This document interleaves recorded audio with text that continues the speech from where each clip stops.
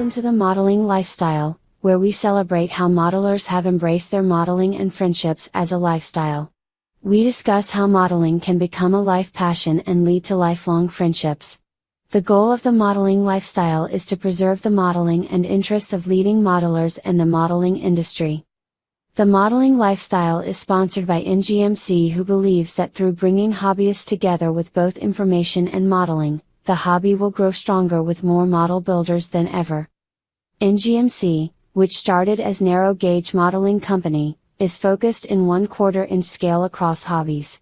NGMC is a market leader in 1/4 inch scale with a range of products from over 50 vendors. In 2021, NGMC became the largest reseller of out-of-production model paint in North America with over 9,000 bottles in stock. And now to Jim Kello, MMR, host of the Modeling Lifestyle. I love the sound of a whistle. Welcome. Good evening. Thank you so much for joining us tonight on Modeling Lifestyle. Our show introduces you to people who are not just great modelers, but have made the modeling a significant part of their lives. We really appreciate the viewers who are joining us on YouTube tonight. Hope you feel free to use the chat function on YouTube. And any questions or comments that you may have for our guest, we'll relate to them and get you an answer as soon as possible after you've indicated your comment or your question. Tonight, we want you to meet a person who truly has a modeling lifestyle. Cheryl Sassi. Cheryl is not only an excellent, creative, and artistic modeler, but she's recognized throughout the hobby as a person who really promotes model railroading. She's a partner with her husband, Lou Sassy, in their photographic business, where they go around the country and photograph super layouts for Model Railroad magazine. They've been doing it for years, and it's become part of their total life. So Cheryl, welcome. Thank you so much for taking the time to join us. Thank you, Jim. Thank you for inviting me. It's wonderful to be here. Well, that's great. It's our honor to have you. Cheryl, tell us a little bit about your background. Who is Cheryl Sassi?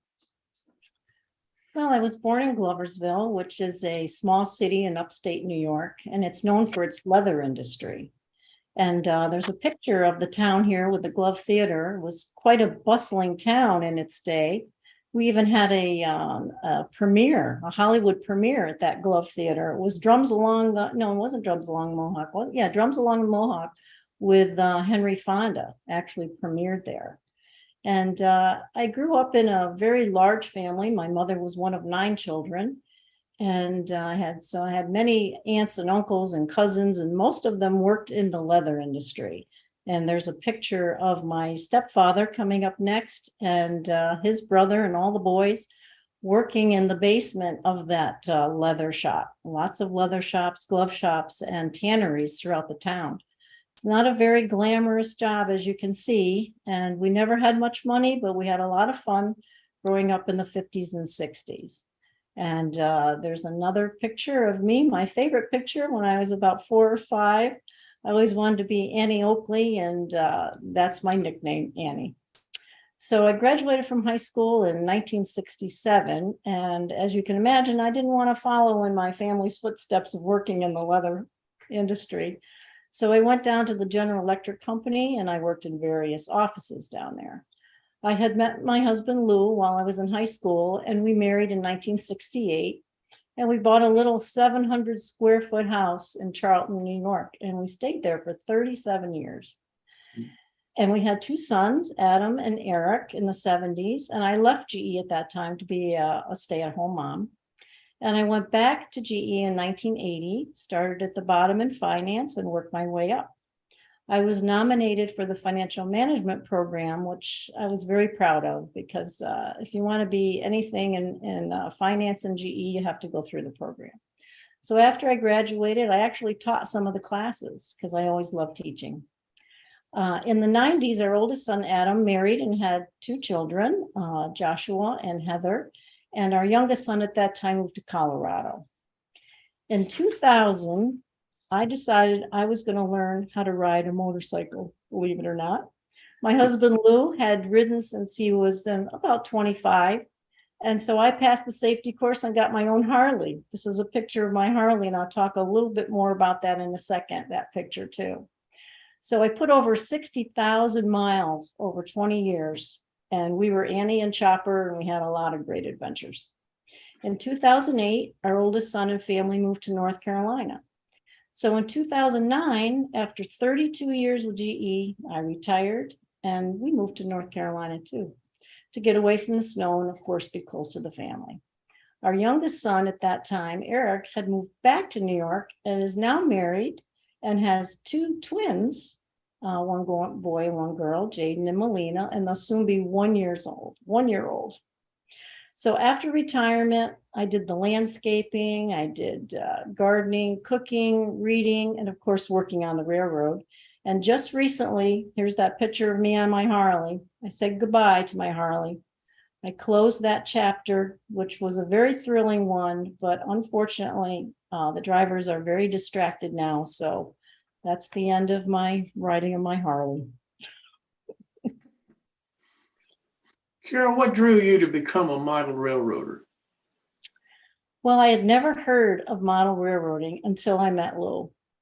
He took me to his railroad club. He was part of a club in Gloversville to meet all of his modeling friends, and I got to see what it was all about. Once we were married, I watched him work on his HO layout, and I was very interested, but he didn't do much at the time. I did some background trees for him. And once we started doing photo shoots for MR, I got to see what others accomplished with scenery as well. But like I said, I was busy working and bringing up our 2 sons, but I kept all of this in the back of my mind. But with retirement in 2009 came free time, and Lou needed trees for our ON30 layout, so I volunteered. And that's what started my adventure into scenery. What scales have you worked in? Just ON30 or other scales? I worked in HO. In fact, this background behind me are some white birch trees that I made for a friend. Those are HO. And I started with loose HO layout, but I mostly work on the ON30. But both of those. Is that your favorite scale, or do you have one? Well, as far as favorite scales for viewing, I like them all. I mean, I really love what people have done in Z scale and N scale. It's fascinating. But as far as personally, I like working on HO, and I like working in the ON30 because you can add a lot more detail, I think, and make it look a lot more realistic. It's easier to put that detail in, especially with trees. So. Well, you're a known modeler, but many of us have never seen any of your actual modeling at all. We've heard about it, but we've never seen it. So let's take a look at some of your models and have you tell us what we're looking at here. Okay. Well, that's my very first tree. And again, what you're looking at here is ON30. So that's O scale. That's a pretty big tree. That's about 10 inches high, and that's a maple tree. And I not only did the tree, but I did all of the ground cover all around it as well. I've been doing all of that for Lou. Lou did the fence and all the little detail parts, and I do all of the bushes and trees and grasses. So you really enjoy the scenery part. Oh, yes, absolutely. And I try to make it look as real as possible. You'll see there's a little branch that's broken off, and I do all the little knot holes and things that are in the tree trunk, and it's just it's a joy. Next photo. Mm-hmm.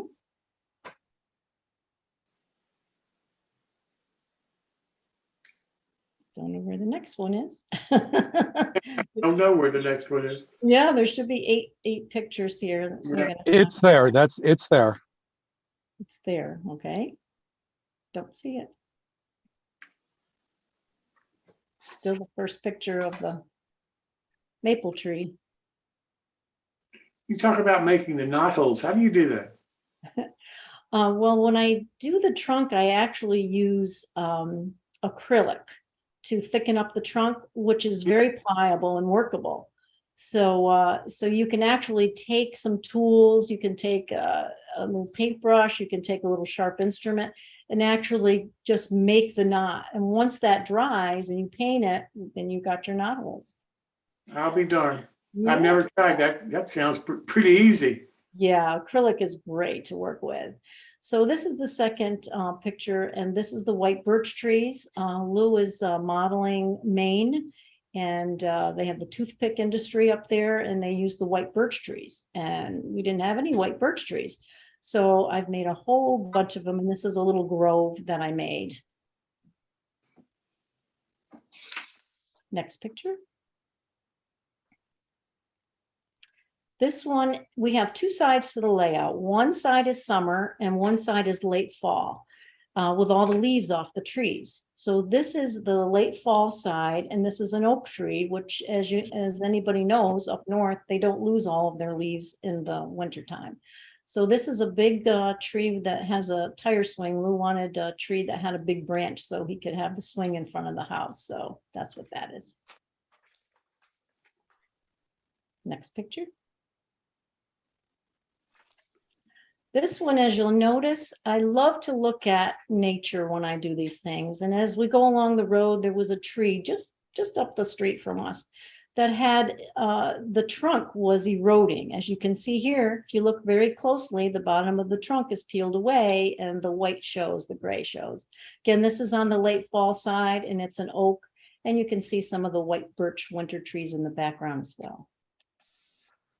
Next picture.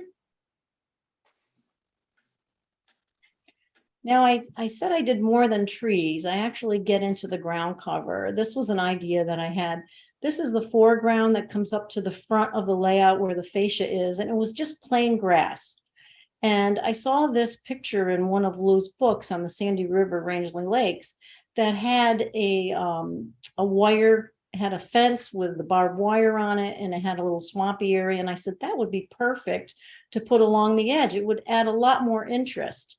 So I added all the grasses, we did the fencing, we did some water, we put in a few broken pallets and some rocks and some dirt, and that's the result. And I think it adds a lot more interest than just having plain grass. Yeah, I would agree with you. It's beautiful work. Yes, thank you. And again, this is the winter side again, and this is a white birch. And I love the way we placed it against the red building, so it really pops.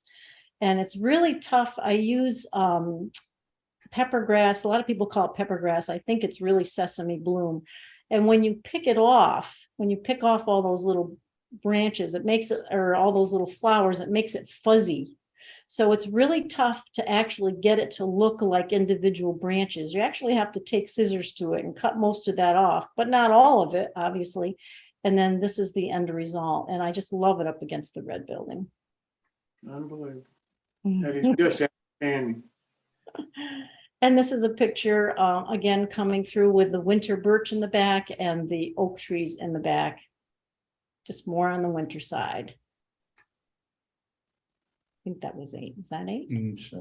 7. One more. Oh, yes. My latest one of my favorite ones. This was the pond project that we did, and you're going to see later on some more pictures of that. It was actually published. And we did a whole pond area. And the one thing that I wanted to do was an eroded bank. And I wanted to have the exposed roots. You see this so much, and I've never really seen anybody model that. So I made this big tree that's like 12 inches high. That is a huge tree. And I put the bank so it's eroding, and then the roots are all exposed going down into the pond. And they're all exposed in the back too. So this tree doesn't have long to live. Because if it keeps eroding, it's going to end up in the pond. I think that's one of the most creative scenes I've seen anybody try to develop. I really admire what you've done there, because showing the bare roots coming down the hill and everything is that's just outstanding modeling, Cheryl. There's no question about it. Thank you so much, Jim. Thank you. Appreciate that. Well, listen, now let's stop seeing those pictures for for just a minute and bring in some of your friends to try to get a little bit better picture of who Cheryl Sassi really is. So let's first meet Nancy DeGhetto Murphy. Nancy, welcome. Nice to be here. Wonder if you could tell us a little bit about yourself and how you met and got to know Cheryl. Okay, let me tell you a little bit about me. I'm originally from Rockland County, New York, about 30 minutes from Manhattan. And growing up living so close to New York City, we were able to take advantage of all the wonderful things that it has to offer. Over the years, I've worked in Fortune 500 companies as an executive assistant and as a paralegal, but nothing has been, so rewarding as what I'm doing now. I'm a school bus driver for the county where we live in North Carolina. And the schedule is really ideal for me because it allows me to, have breaks throughout the year and to travel with my husband, who is Jim Murphy, who's been on your show. Yes, he has many times. Extraordinaire, I call him. So, and I am a lover of the arts, of course, music. I love to sing, and I used to sing in a choir when I was younger. And even as a child, I was artistic, and I love to paint and, see the vision that you have come, onto your canvas or whatever medium you happen to be working with. About 15 or so years ago, Jim gave me a really thoughtful Christmas present of art supplies, and it reignited a spark, because I hadn't really been doing much art. And, it developed into a hobby that I continue enjoying today. And I've gotten to work with Jim on some projects on his layout too. And it's really interesting. Well, that's fantastic. How did you meet Cheryl? Well, about 10 years ago, when there was an NMRA convention in our area, and our home layout was on display, people were coming to see it. There's me and Cheryl there. And Jack came and introduced us to Lou and Cheryl. And Cheryl's such a pleasant person to talk with. And she even helped me set out a lunch that I had prepared for them. And we discovered that we both like to eat dates. It's very unusual, but it's an unusual little fruit there. But anyway, we become friends with Lou and Cheryl, and we enjoy all the time that we get to spend with them. Oh, that sounds fantastic. Yeah. Well, let's also meet now another friend, Phyllis Baker. Phyllis, welcome.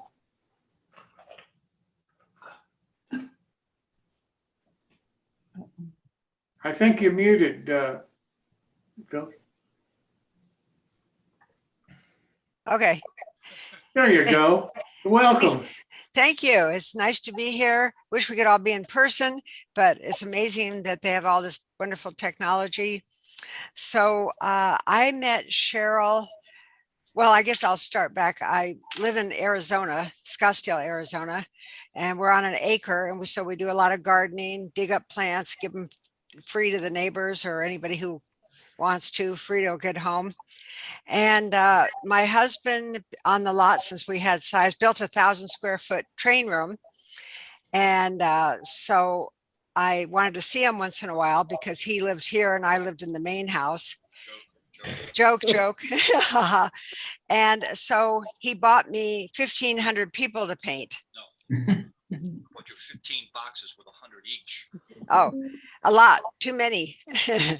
And so I got myself a size 0 brush, and most of the time he puts them on these little pins, and we put them in the styrofoam, and so they're much easier to paint that way.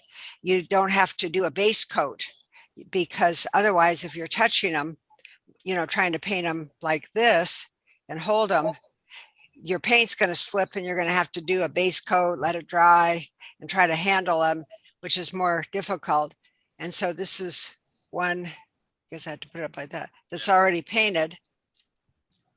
And so luckily I had to have cataract surgery, so I have 20/20 vision, but with some of the small detail, you do need a magnifying mirror because they're so small, because we're doing HO scale.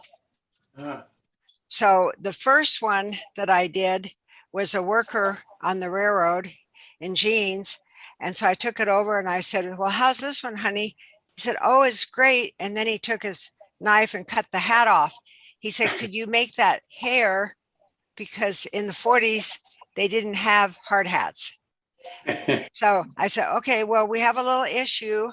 You may be losing your painter because we cut the hat off before I paint it in the future. And the next one I did was a passenger on a railroad on the depot. And I took that one over and I said, well, how's this one? He said, oh, it's great. And he took his knife and cut it off at the waist.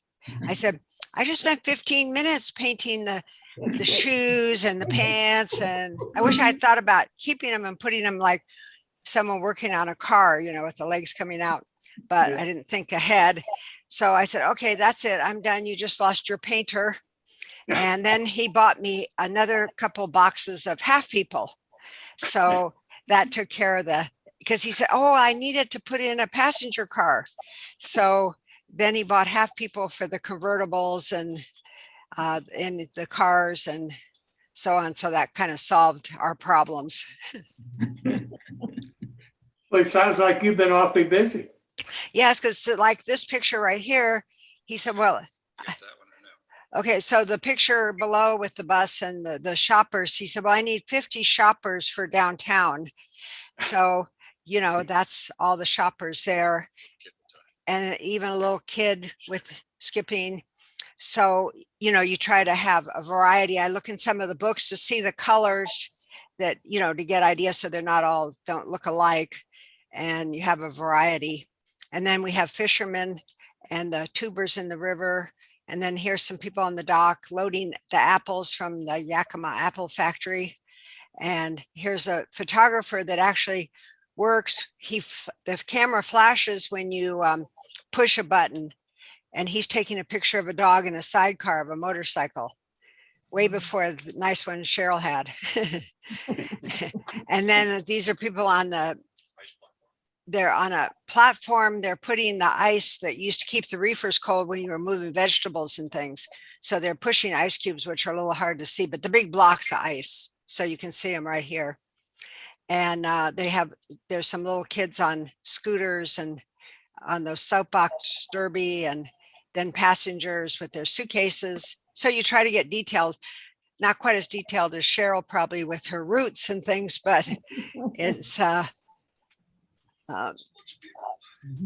but you can get detailed and have variety. And if you run out of ideas, they have like even the books where you buy people, they have painted people in the books, and you can kind of look for colors for ideas for different things. But well, you must be awfully proud of them because they certainly make a scene. well, I think they add a lot, you know, the detail, because you can have them digging and doing all kinds of different activities. You know, I have one with a bloody apron where the cows are going in the slaughtering house, and some of them are hanging outside. So, and then we have a person in a bathroom sitting on a potty. So you can get as detailed as you want. We have a lady who beats a rug, and chickens are running around below her. And so, you know, you just have to, you can be as creative as you want to be, you know, put as much time in. Well, obviously you spend a lot of effort and probably do a lot of research to find out what the people looked like in that period. Well, you know, the people are pretty small, but you know, I do try to look, and Frank is a very detailed person, so I don't get by with much. He has the final say. Well, thank you so much. Well, let's bring in our last friend here, Jack Jognell. Jack, welcome. Thank you so much for joining us tonight. Could you tell us a little bit about yourself? Thank you, Jim. I grew up in Massachusetts, and after graduating from a military prep school and Northeastern University, I spend a little bit of time in the Army, and had a career that took me through banking and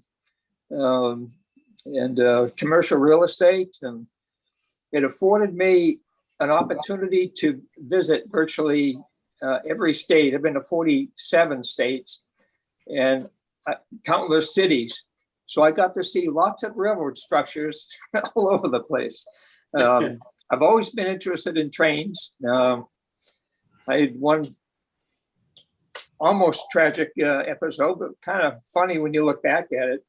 My cousin and brother and I thought it'd be a good idea to hop on to an empty boxcar. And lo and behold, that empty boxcar started to move. Ooh. And I'm thinking we might end up in Chicago. Fortunately, we went a short ways, and then we didn't feel any motion or hear anything for quite a while. So we got the courage up. We were probably 10 or 12 years old at this time.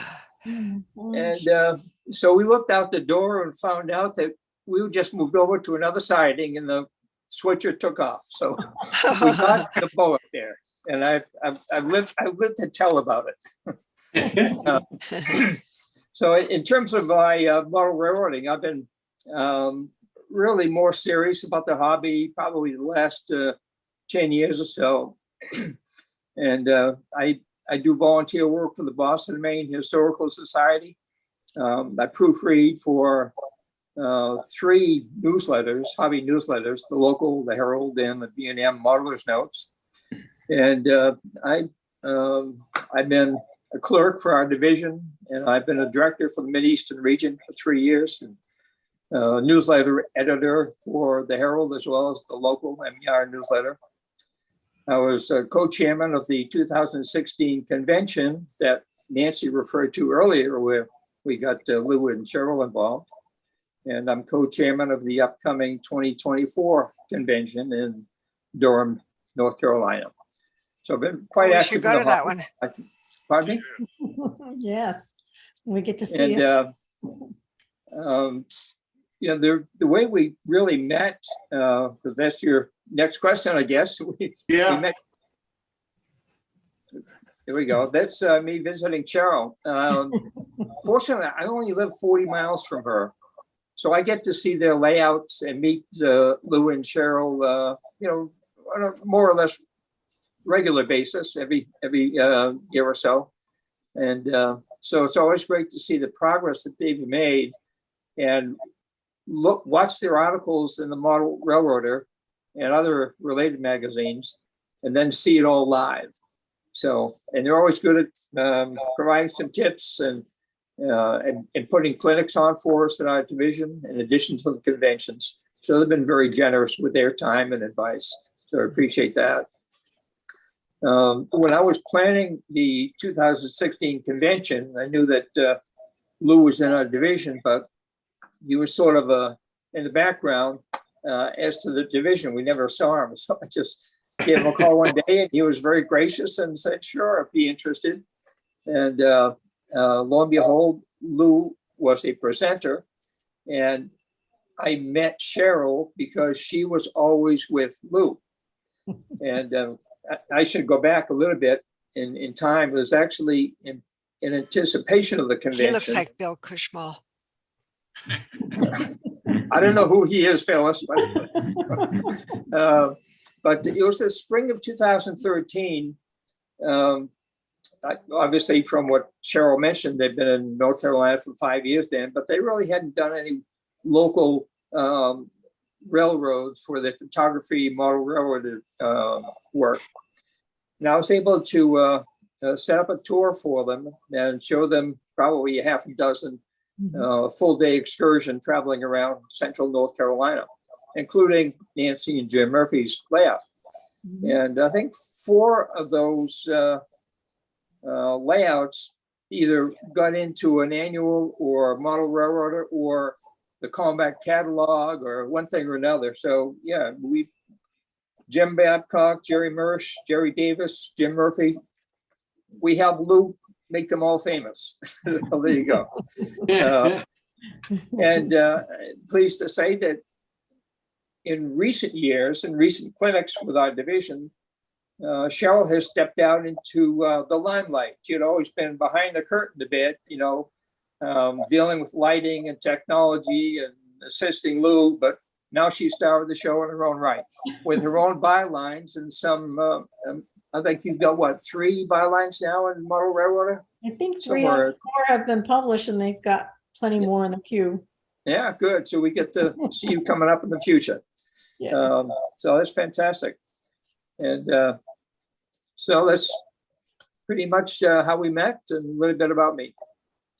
Well, Cheryl, it's obvious you're so fortunate to have 3 great friends like this, all of them interested in model railroading, and it's just amazing to me that we don't hear more about women in model railroading.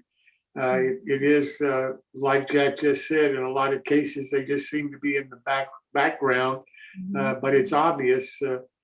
With the friends that you've had and made in this hobby, and the modeling that you do, you're a most fortunate lady. Yeah. Maybe you all could share a story that you think we may be interested in about Cheryl, something maybe funny or unusual that you shared with her. Nancy? I know that one time Cheryl taught me how to make one of those famous trees of hers. That's fun. That was fun. I mean, that was a great experience, and she's so giving and, wanting to share, all the information that she has about doing the trees. And I know the acrylic tip with the trunk and all that, because I actually did it with Cheryl. And I mean, sad to say that I have only made one tree, I shouldn't even say that, but I mean, Cheryl makes all the trees and plants, and she even had these little hydrangea bushes on her layout. Everything looks so realistic that you can't even tell from a photo of a real tree, bush, whatever it is that Cheryl is making from her models. I mean, it's all so realistic. You have to just see it in person. She's a wonderful modeler. Was it hard to make that tree, Nancy? You betcha. I bet. It looks like it would be. I mean, Cheryl makes it look easy, but there's a lot to it. I mean, but practice makes perfect, as they say. So Absolutely. gotta Nancy, do it. how about you? I'm sorry, Phyllis, how about you? I think you're muted again, Phyllis. There we go. So how we met was Frank got selected, through sending him pictures and everything, to have his layout photographed by Lou. And Cheryl, of course, came with him. And there's a picture of them with our layout. And so they were staying at a local hotel nearby because we just met them. And they were so much fun and so easy to talk to and visit with and, share stories. So they ended up staying at our house a couple of the days. So we got to know them better. Frank was in the October 2019 model railroad. So that's when they were here. Great model. What? Great model railroads. Great model railroads. The spectacular book.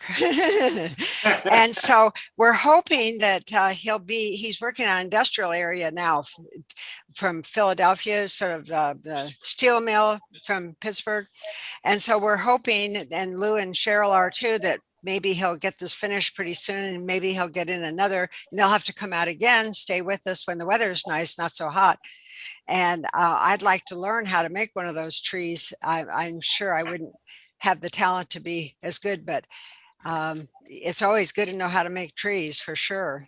And that's something I've helped Frank with some little ones where you just, kind of spray stuff on, and but nothing as elaborate as those. But next time I didn't know she was so talented when she was here at the time, because it was more about they were working hard photographing most of the time. But now that I know she has all the detail, all the artistic ability, I'm going to certainly pick her brain and try to learn how to expand my repertoire. Well, you know, I didn't know until recently that her nickname is the arborist. And you know, you look at her work, and you know, you can immediately understand how that just rings true. Right, exactly. So you're going to be painting a lot of steel workers. Yes, and they're hard to find, even to get them to look like the kind of people you need in a steel mill. And so we found a few, so that's what we'll have to work with. But the area doesn't really lend itself for as many people, luckily. So, Do you modify the figures at all besides painting them? Well, you can. I do have some where you can glue the arms up higher, like when I have people on bicycles, and so you can manipulate them that way. But sometimes it's hard to get away from the basic figure if it isn't right. But Frank does use the knife on a few too.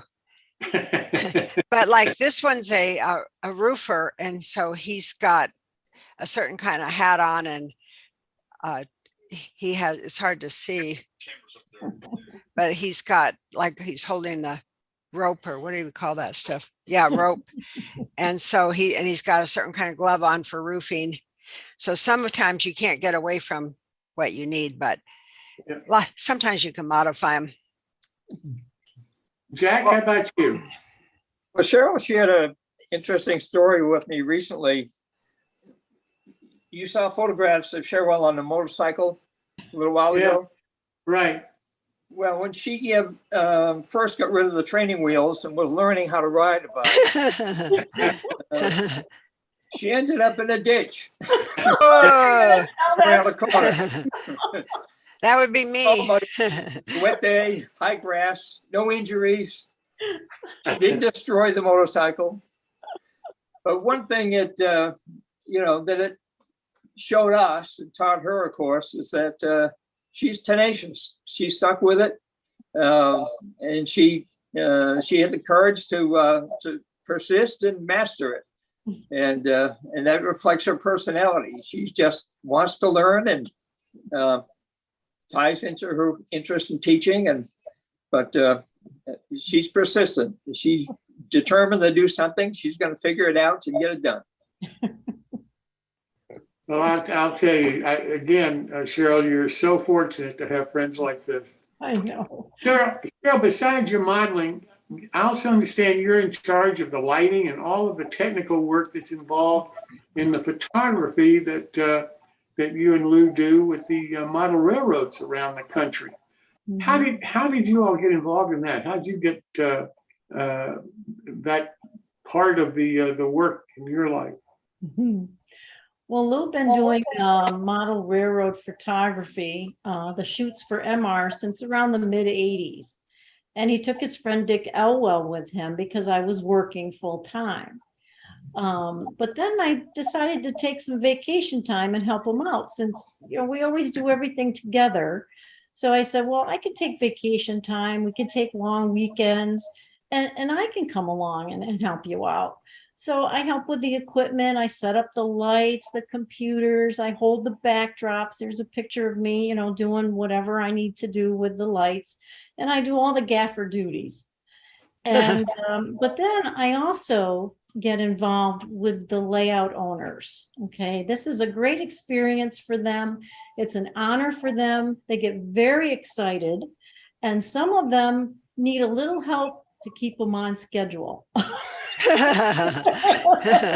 As you can imagine, it takes 2 days to complete, and if they get off the rail too much, then it's going to take a week to complete. So I have to kind of rein them in a little bit.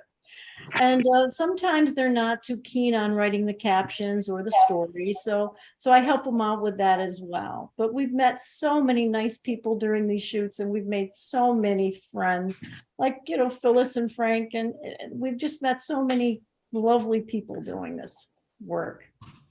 Well, you've probably seen more than anybody that I know of, for sure, of the great model railroads in the country, and that has to be something that is just striking to you. Do you have a favorite of all the layouts you've seen? Yes, I do. I have one that comes to mind. There's a picture that was just up. That layout is Vic Dowd's layout, and the reason I love that so much is because he is an artist. And if you look at that picture again, you can bring that picture up. He painted the backdrop. It was just breathtaking. And all of his detail was super realistic. It was very impressive. And I really enjoy seeing the artistry in scenery. I get very excited. I like to get down low and look through the scene, and it brings it to life. And, there's many model railroad scenes that bring back fond memories of your life experiences. I'm sure a lot of people, a lot of modelers I hear this from, it's such a joy to see all the different eras that are modeled. It brings back memories. And then the next picture, I have to mention it. It's not a model railroad, but some of the best modeling that I have ever seen in my whole life is the Fisher Museum Harvard Forest in Petersham, Massachusetts.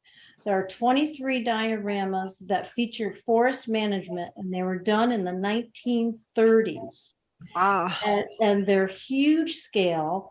And they're behind glass, and they're just so realistic. There's the next picture is another one. If you show the next picture, there's a winter scene. If you look very closely, you'll see footprints of the deer going through the snow to eat the apples off the apple trees.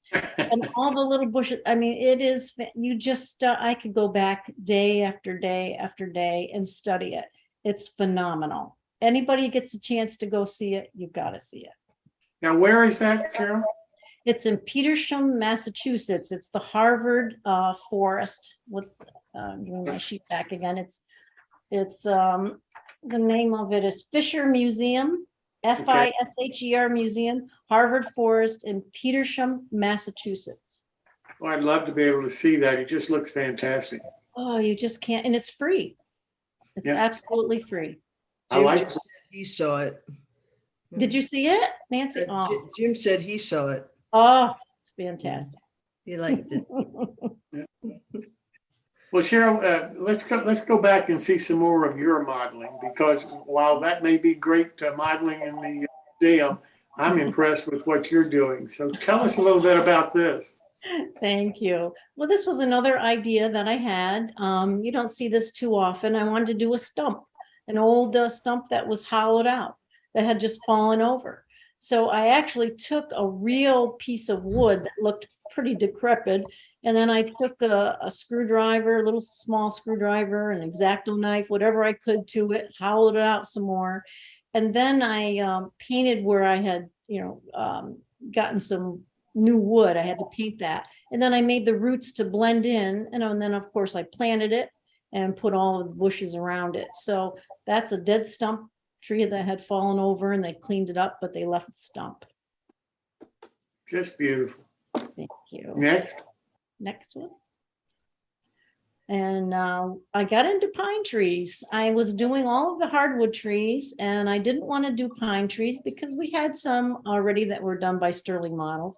And I thought they were really nice. But Lou says, why don't you do a pine tree? I want a pine tree. So I studied them, and I did the pines, and they're a lot of work. They're actually more work than hardwoods. But I love the way they came out. And this is a little grove of those huge pines. That's very nice. Very nice. Next. And here's a different angle now. This is that same grove, but now we're looking from the aisle. And Lou got this shot. I just love it. It's one of my favorite shots. It's like morning sun coming through the trees, and you'll notice that there's mushrooms growing on the log, and there's ferns and all the ground cover. And I just love that scene. Next. And there's the hydrangeas that Nancy talked about. I actually found those are dried flowers. You get dried flower arrangements, and if you don't want them anymore, they get dusty, and you don't throw them out. Keep all, pull it all apart and get all the good stuff. And I forget what color these were, but I painted them. And then I found some green. I think this is wild oregano, and put it all together and made a hydrangea plant. Next.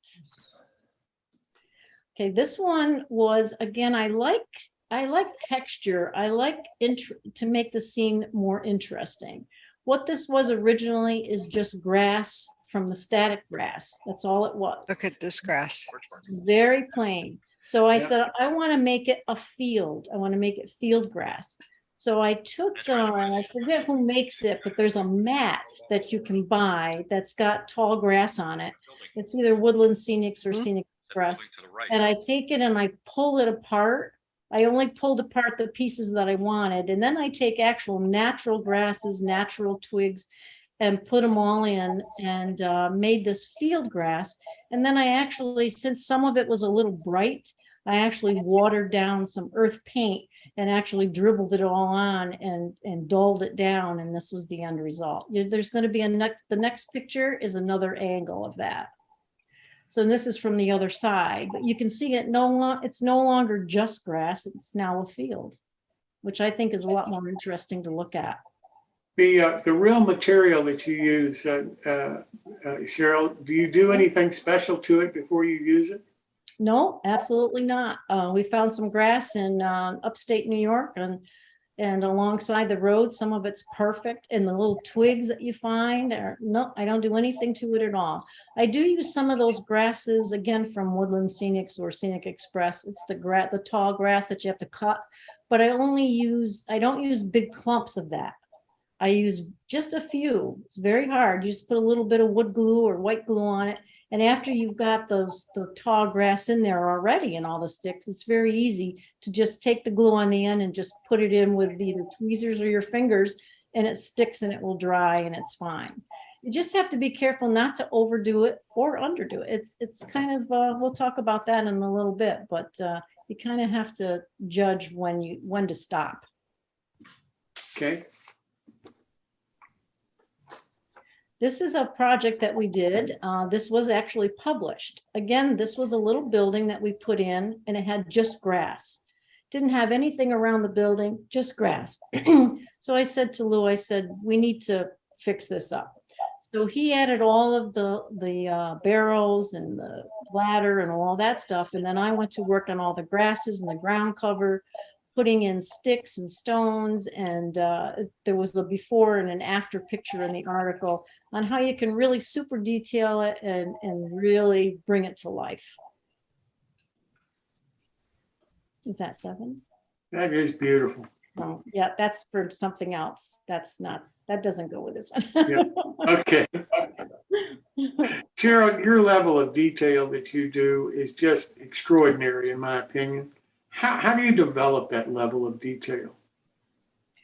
Well, I have a certain setting in mind, and I imagine that it would work for the scene.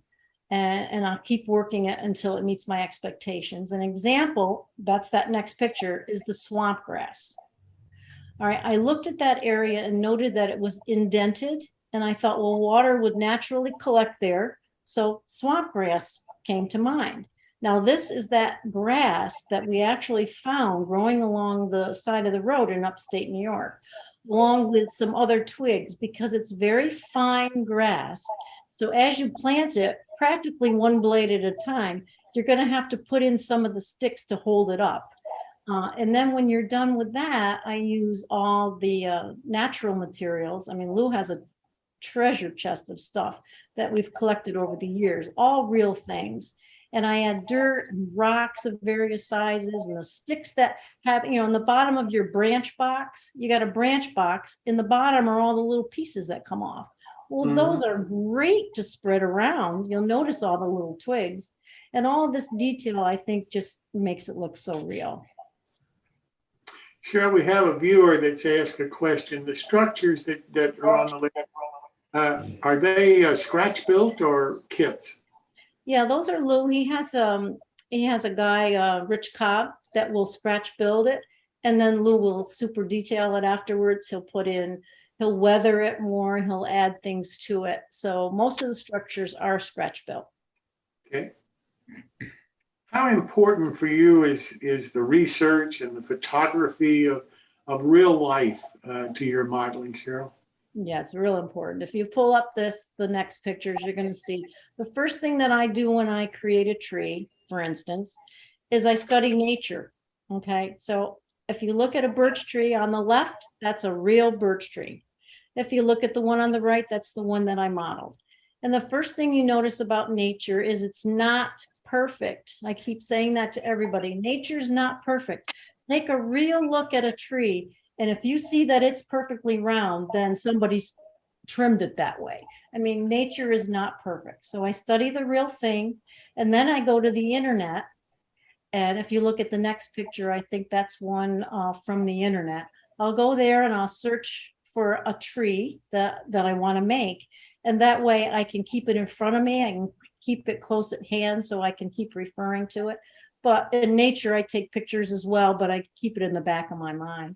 So I do the same thing when I'm thinking about a grassy field or a pond or a stream. I'm always thinking about nature, and I'm always I strive to make it as close to the real thing as possible, including the trunk and the branch structure. But if you look at that pine tree, it's not perfect. Nature's not perfect. You got to keep that in mind, because if you make perfect trees and then you put them all together in a scene, to me, it doesn't look real. Cheryl, one thing I like about your modeling is it seems like you take a tree becomes the centerpiece for your scene. The same as a structure could be a centerpiece for a scene. For you, it's a tree. Yes, yes. Well, if you look at the tree that's in this picture right here, this pine tree, that's the very first one I made. And you notice that I didn't put branches down low. I kept them up high. The reason I did that is because it was going to go in a woods. It was going to be part of the woods where, the light doesn't get to the bottom. But when Lou saw the tree, he said, no, I want it right there. So he planted it right there, and it really does become the focal point for that scene. Cheryl, who were the people that influenced your modeling? Well, of course, the first person was my husband, Lou. Like I said, I didn't even know what model railroading was until I met Lou.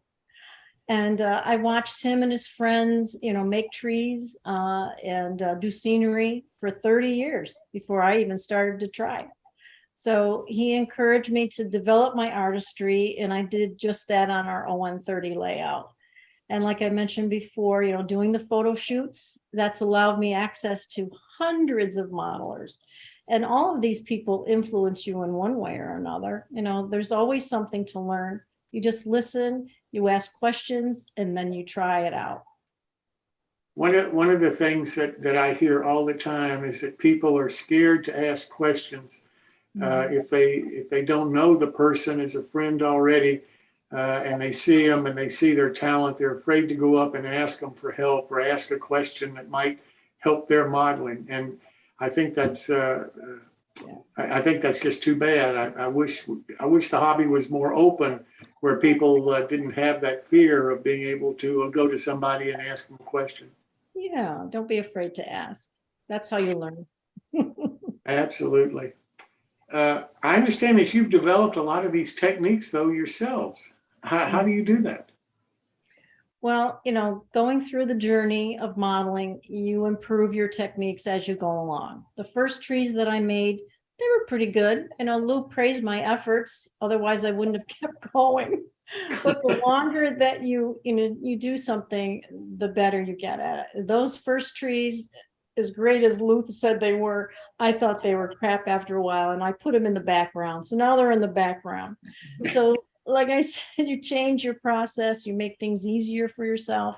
I learned ways to make them look more realistic, different paints, different techniques, with the acrylics, and just studying. Now you just learn. I mean, that's how we all learn. We all learn by doing it over and over and over, and looking at the real thing and studying it.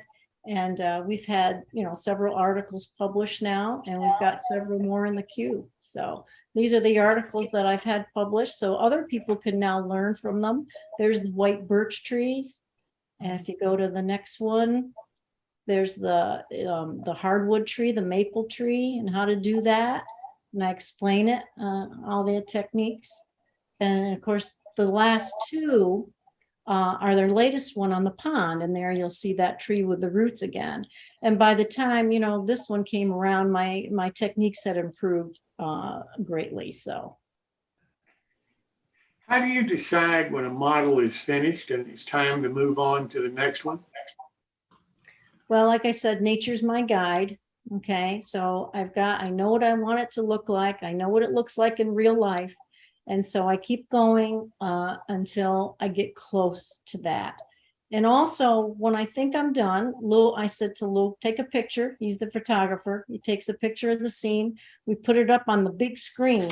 And when you put it up on the big screen, that camera will show anything that you've missed with a naked eye. So if you look at these wildflowers, this is an example. When I did this area, I said, I want some wildflowers there. Now, all these wildflowers are natural materials. They're not anything that you buy. They're not plastic. Some things I found that were the right color. Some things I painted blue. And then we put them, I said, gee, that looks great by the naked eye. Put them up on the screen and I said, something's wrong. And so again, you go back to nature and I go, I think there needs more green. So I put more grasses in with the wildflowers because they don't just grow by themselves. The grasses are going to grow in there as well. And then this is the end result. And then I was happy with that. Also, I've been known to change a scene just when you live with it for a while. You walk by and you study it and you run some trains through it. If you're still happy, you're done. If something doesn't look quite right, you can tweak it. Absolutely. Couldn't agree more with you. Well, you guys have seen a lot of Cheryl's work, her models. What stands out to you?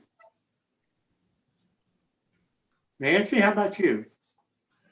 Well, I think I was saying that before, you know, how realistic everything looks that Cheryl does. And, you know, you can't tell the difference between her tree and a real tree, really, because she's that good, you know. I mean, I'd say that was quite a compliment. Yes. so Phyllis, how about you? She's on mute again. You're muted, Phyllis. uh-oh. Hello? Okay, there we go. Sorry. No problem. I agree totally with Nancy, and I'm sure everybody else too, that the amazing realism is the most dynamic thing, and that really you see right away and notice. And then the detail, you know, it's like the little mushrooms and the little knot holes and all the other things. That it's amazing how detailed it is, and so you can tell that she's really looked at nature and you know, done a nice job of putting that into the layout. So I had just said to my husband a few minutes ago, see, he needs to take some lessons from Cheryl on making his grass look better and rocks and things.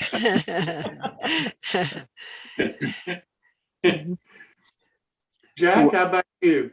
What I would offer is, you know, Cheryl and Lou don't have a huge layout. You know, it's not like Phyllis, you know, with 1,000 square feet to work on. But if you could probably take 6 or 8 square inches of any point on that layout, each of those squares would be a scene by themselves, because she packs so much detail in, and she takes her time. She studies the real world and takes her time until she gets it right. So it's just a pleasure to see each of her scenes, and you can spend you know, probably 2 hours just looking at every 6 square inches, and you'll find something. Well, that's basically what stood out to me too. It looks like it's just. Yeah, here's some pictures that I took, the lily pads on the pond, and Yeah. Cheryl already spoke about the tree roots. Just fantastic work and great ideas for the rest of us. How did you make the lily pads in the pond, Cheryl? I actually cut them out. I took tissue paper, which is very fine. I took several different colors of green and brown and splotched it all on, and then I actually cut them out manually. But the flowers came from a garlic chive plant that I have outside. And in the fall, they have these little tiny white flowers on. And if you pick off one of the individual little flowers within that, it looks just like a lily pad, like a lily, for that. So, glued it on and glued them on. That's a little bit tough to glue them on. They're so tiny.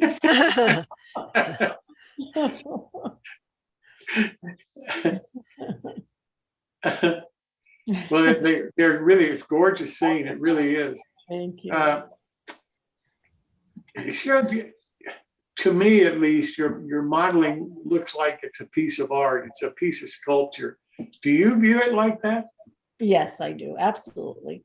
I think each scene, or model is a three-dimensional art. You strive for realism. That's what I do. And I get really excited when people look at photographs of it. And sometimes they think it's the real thing. They can't tell that it's a model. And when they view it in person, they love to watch the trains come through the trees and over the bridges and through the towns. And this is one of my favorite pictures of the train going through the scene. And if you actually get down low and you look at it like you're standing alongside the track, there's nothing to me that looks more real. It's got the bushes, the smaller trees, all of the white birch trees. It's very exciting to me.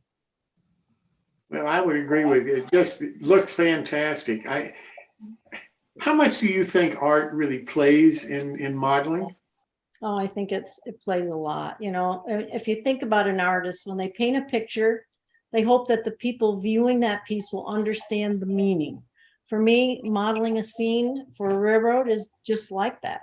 The people watching the action and the stories within a scene, they understand the meaning. They can identify with it. And to me, it's a very, very good feeling. Well, I would agree with you. I mean, and your work is it speaks for itself. Phyllis, we have a question for you. Daryl wants you to say who does all of the modeling on that layout that we keep seeing. He's right down here, Frank. Frank? And this year he got his Master Model Railroad certification. Last year, he's number 683. Yep. 683. Oh, congratulations. Yeah. Congratulations. That's one. Took a long time, but he's has the artistic and the engineering side, so he can do those scratch built buildings too. I got you. All right. One thing about Cheryl's layout too, it looks like those trees the wind's going to make the leaves blow. They're so realistic looking. You just need a little bit of wind in the background. It probably would. Cheryl, if you could meet and talk to a modeler that you've always wanted to and haven't been able to, who would that be? And what question would you ask them? Well, I would love to meet Malcolm Furlow because he's not only an influential modeler, but he's a well-known artist. He paints Western scenes, and I think one of his paintings was actually in the White House. And I would ask him what he sees in his mind's eye prior to beginning a project. What's his vision? How does he translate that into the finished scene or painting? I'll tell you, I'd love to hear that answer. Where in the hobby, where's the hobby of model railroad going? Do you think it's dying? Is it growing? Where do you see it headed? Well, Lou and I have been to several conventions, and we've held clinics, and we've been to several of the local meetings. Nancy and Jack talked about those. And we've noticed that the attendance is very good, except for when COVID hit, of course. And now with the online magazines and the forums, and there's lots of opportunities for people of all ages to learn about the hobby and to encourage them to try it for themselves. And these YouTube sessions that we're having right now, I'm sure is going to bring in a lot of interest. And so people, you know, are already in the hobby can listen, or those thinking about choosing the modeling lifestyle for themselves. What do you guys think? You think the hobby is going well, dying? What's your opinion? Well, the conventions in Arizona have been well attended, and there's one coming up in Flagstaff next year. And my husband's done some clinics online on how to do structures. And so that helps the Zoom. This has been a big boon, I think, to help. And, you know, he invites people over and helps them out at the clubs, you know, for people that need a little help along the way. So I think doing these kind of things, and with Cheryl helps, like when she travels around to all the places she goes and she gives advice, and I might try to do some rocks and things and call her myself. So, and then the articles she publishes, I'm sure that's a great thing to have where people can refer, and a lot of people buy the magazines, of course, at train shops and things, but they also, you know, get a subscription. So I think all those things help encourage it. I've done clinics, and I was hoping there'd be more women coming, but it seems like there were more men. But I think by giving clinics can encourage women, if they want to get involved and see their husbands once in a while, they might consider those kind of things. Jack, how about you? You got any thoughts on this? Sure. I think it's changing. I think there's some aging out that's going on. So That's true. Yeah. So there are memberships across many leisure activities, whether it be golf or model railroading or the traditional social service clubs. Many of them are aging out. We're seeing that younger folks are not joiners of NMRA or golf clubs or one thing or another like our generation might have been. So that kind of change is going on. Now, the quality products and the breadth of the products that are available to us has never been better. Whether it's 3D printing or all the technology that's involved. You should see some of Jim Murphy's work, lighting up passenger cars or structures. He does a fantastic job. But there's a lot of technology improvements that you know is really been taking over the hobby recently, and things like laser cutting and 3D printers, they're getting more affordable. So I think they'll be coming, you know, scratch building tools that are more available to the average modeler than maybe in the past. I've, you know, since we've gotten over most of the COVID issue, hopefully he doesn't come back. But I've been to a few train shows this year, and the attendance has been not as strong as pre-COVID. So it'll take some time probably to see how that works its way out. Hopefully the attendance at shows will pick up again. I agree. But something like, Jim, you started the new tracks at the early stages of the COVID, just to get people involved through the social networking. And I'm amazed, what is it, like 3 years later, you're going strong and you're doing more shows than ever. Well, and yeah, obviously, but we had a lot of help with you and a lot of other people, Jack, to do that. yeah. And some of the other changes I've been seeing is resin castings seem to be replacing the old white metal details. And aside from Zoom, obviously a lot of social media. I'm on many Facebook groups. And then of course, everybody talks about how folks prefer ready to run freight cars rather than scratch building or even kit building. Yeah. So it's changing. It's still a great hobby. A lot of improvements are for the better, but it's certainly changing. We need to get more women involved. Well, we're working on that, Jack. Yes. A Slow but sure. Yeah. Well, listen, Cheryl, as you know, I'm starting a new segment on my regular Wednesday shows that Kristen Kimmick is going to be moderating for us. She's going to call it Petticoat Junction News. Mhm. Do Clever. you mean, excuse me, I said it was clever. That's clever. I thought it was a great idea. And you know what she told me? I asked her this question. I said, well, where are you going to meet the women? Are there any women out there that care about model railroading? And she said, I'm going to meet them at the train shows. My husband and I, because we have a business, they have a 3D printing and design business.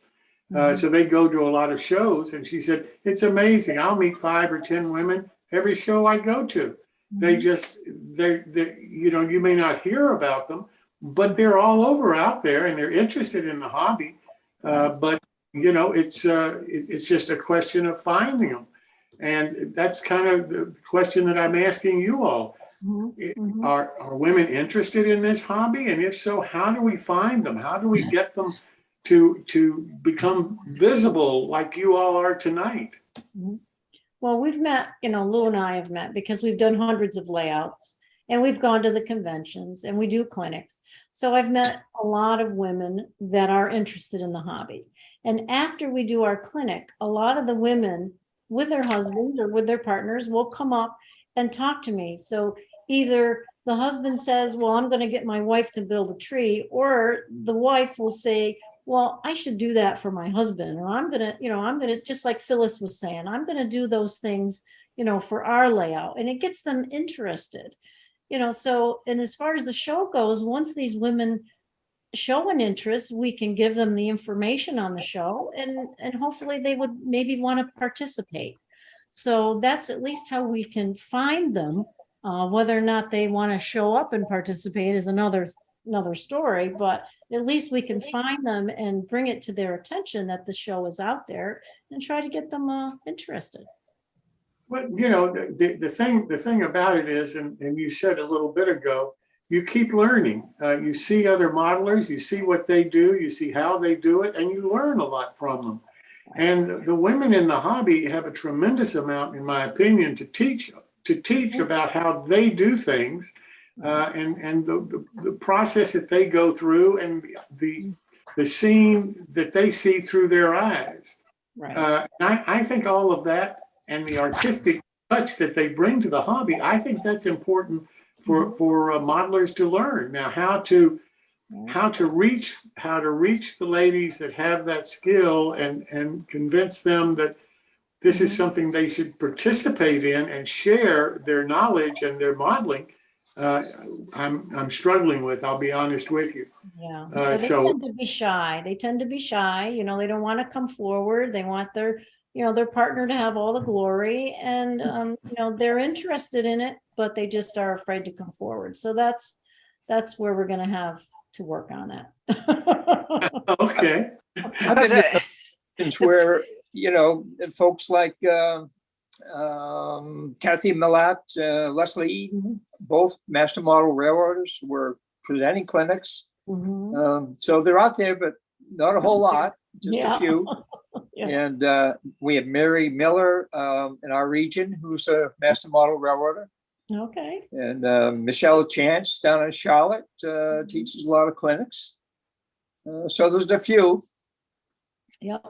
Yeah. Well, hopefully we'll be able to find more like Phyllis and Nancy and so forth that'll come forth and become a little bit better known or share with us how they're accomplishing some of the things that they're doing.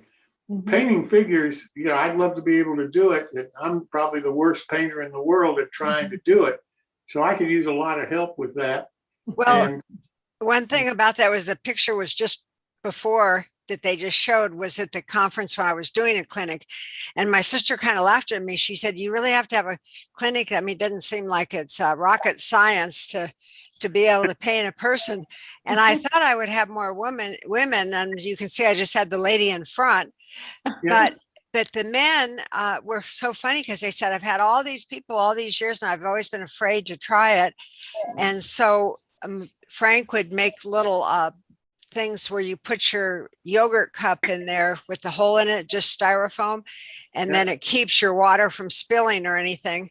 But it was just that they actually did it, and you'd think they'd all painted the Mona Lisa when they got through with her. and it's surprising. I would go to different railroad things, and I'd see some of the men that were in the class, and some of them I'd forgotten, but they always remembered me, and they come up and say, "Oh, I still have my purse. It's on my dashboard or something." So here's the how you do the cup. See, it's just a piece of styrofoam, and then it has a hole. And you can put your little cup in here for anything you're painting or doing. And then it keeps, you know, from knocking over or anything. And you can even use around the edge to put globs of paint. And but I made a little article that I would hand out too, just with tips like getting a size 0 brush. And then these pins, if you go to Hobby Lobby, these are extra long sewing pins. And so it gives you a little more room to hold. Mm-hmm. And they're not the short little pins that you normally pin something together with. And then if you use a little styrofoam, you can, if you paint the legs and you want to let it just dry and come back later, you can just stick them in here, and you don't have to worry about the paint smearing and laying it down. So there's some little tips they just like Cheryl was saying that you learn as you go along, little shortcuts and things that make it a little easier. And so I just shared some of those tips, and it seemed to be helpful, and people liked it. And I was hoping that a lot of women that were at the convention that were sitting around, you know, kind of just twiddling their thumbs would want to join in. So we always had like a reception room, and I tried to encourage them to come, but hopefully over time, maybe more will do that. I noticed that there's quite a few women involved in the business side of things. Mm-hmm. You got Maureen Hunter, whom you've had on the Zoom shows, Jim. Yeah. And you've got Jill Bollinger, who works with her husband, Brian. Bollinger Edgerly Scale Trains. Right. Terry Tichy helps her husband Don in his Tichy train group quite a bit. Right. And Chris Corse, whom you know very well, of course. Yeah. His wife Kathy helps him in his business. Yeah. So. And you got Donna Rand, who helps her husband Richard in their business, Berkshire. So you know, there's a lot of women out there. It's just a question of how do you find them and how do you communicate, you know, like come on the show and talk about what you're doing and how you're doing things. Nancy, the backdrops and so forth that you paint are just, to me, it's outstanding. I could never do that. Thank you. Would I be able, you know, I'm just not an artistic person, I guess. That's my problem.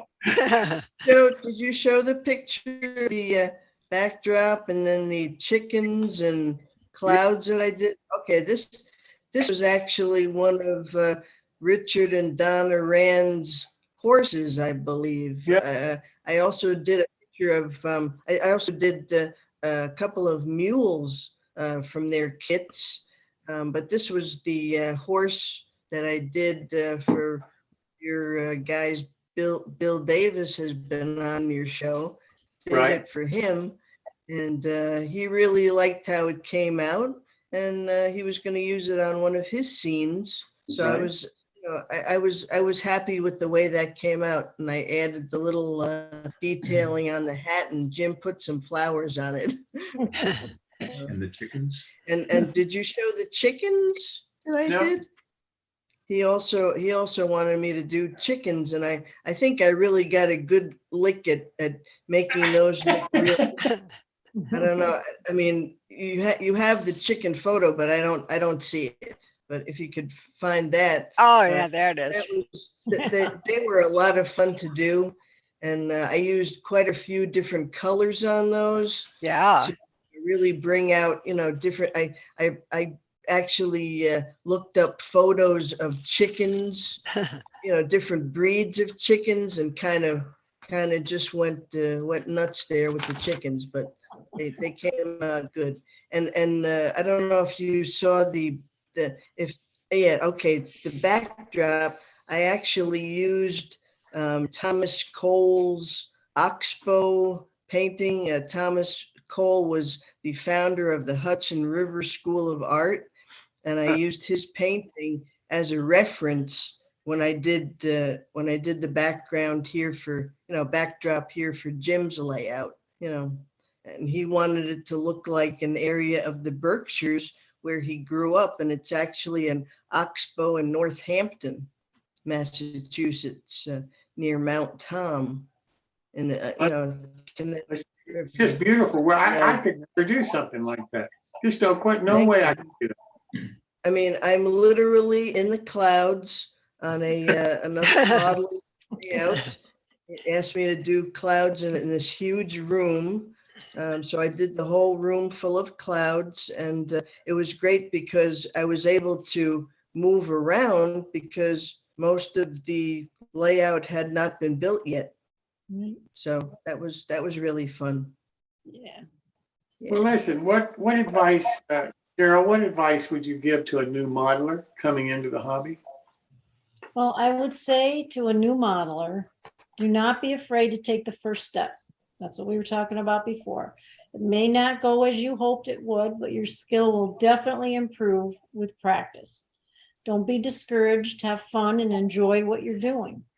Share your efforts with others in the hobby and listen to their advice. You may still not do it their way, you may do it your way. You'll learn that there's more than one way to do it, to tackle a project. And the hobby has many facets, it has something for everyone. I would say pick your strength and concentrate on that, so you don't get overwhelmed, because there's so many others out there to help you along the way.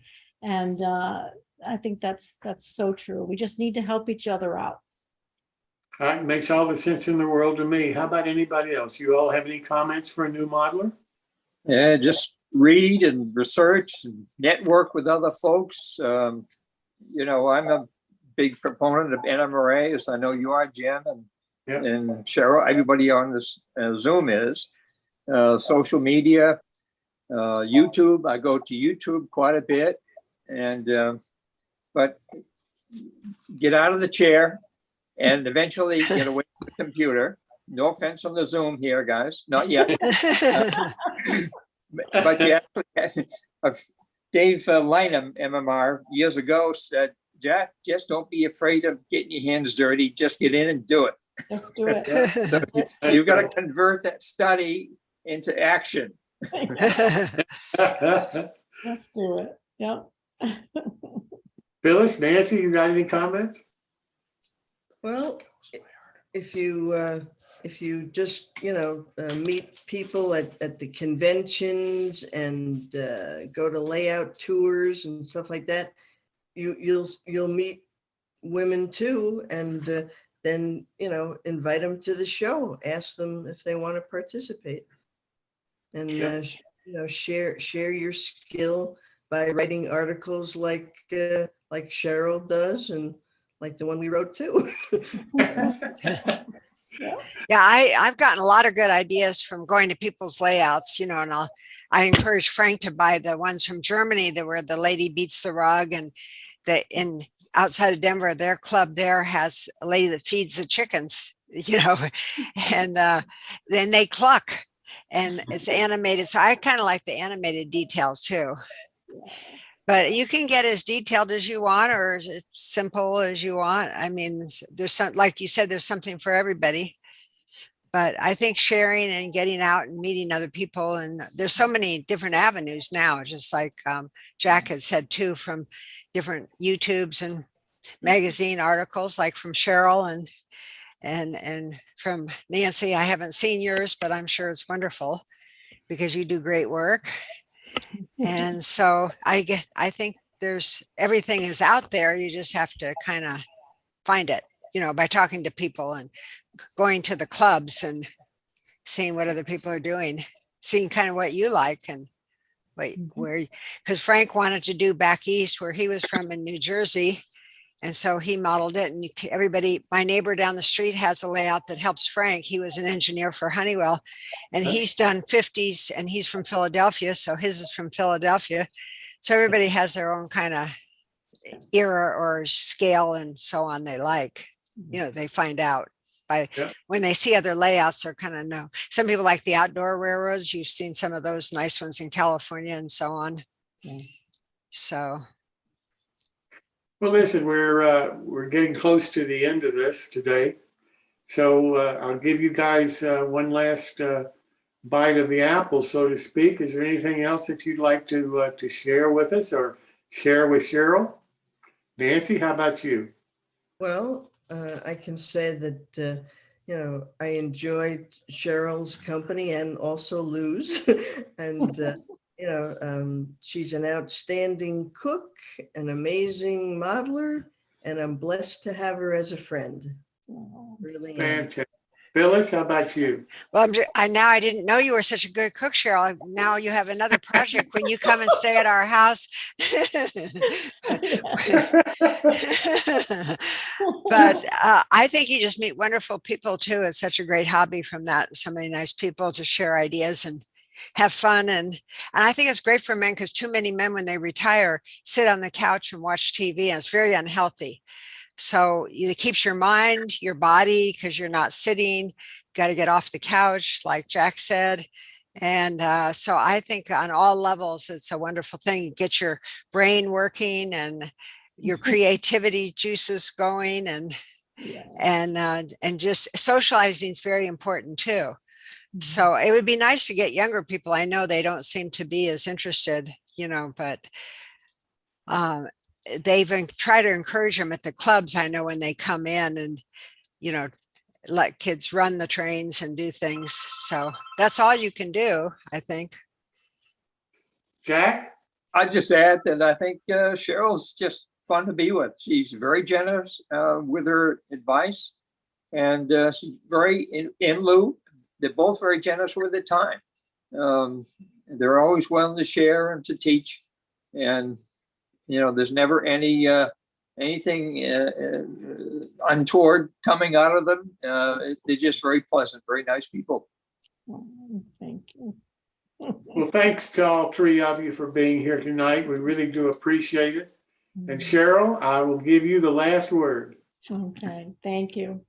I've enjoyed talking with you, Jim. Thank you so much for inviting me to this session tonight, highlighting my journey into the modeling lifestyle. Having my friends Nancy, Phyllis, and Jack join me means the world to me, and I cannot thank them enough for all their kind words and their support. Speaking of support, my husband Lou introduced me to modeling and encouraged me every step of the way when I chose to try it out. He only praised my efforts, which helped me grow and improve my techniques, and thus the results. We are partners in everything we do, and I give thanks for him every day. To those viewers who are part of the model railroading community, and to those thinking of joining, I would say, please do not be intimidated when you see what others have done, thinking you could never do that. Just jump in and you will find you can do anything you set your mind to. My mother always said, there's no such word as can't. There are so many sources to help you with your journey. Connect with people who share your interests and have fun above all. And it's in addition to being a very, very great modeler and a lovely lady, you're a philosopher. Yeah. Cheryl, it's been my honor to be here with you tonight. I've so enjoyed it, and I've enjoyed meeting your friends too. You're lucky to have them, as I've said before. They're lucky to have you, and the work that you have done, contributing to not only the modeling of the hobby, but also the hobby in general, and the influence that you are having. I think it's just it's something really to be admired. So I appreciate you and your friends being here tonight.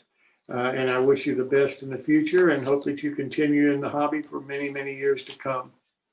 Thank you, Jim. And to our YouTube viewers, hope you'll subscribe to our YouTube channel. New Tracks Modeling.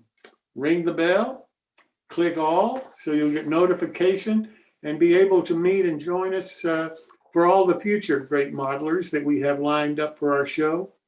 I really hope that you've enjoyed this one tonight. Cheryl Sassi is a lady to really be admired as a modeler, and she has been very gracious with her time. Also, for the viewers, don't forget to subscribe to our website, New Tracks Modeling, and you'll get to have all of the Zoom login links for our Wednesday shows that are at 7 p.m. Eastern Time every Wednesday. And I thank you again for joining us this evening. I wish you the best and happy modeling.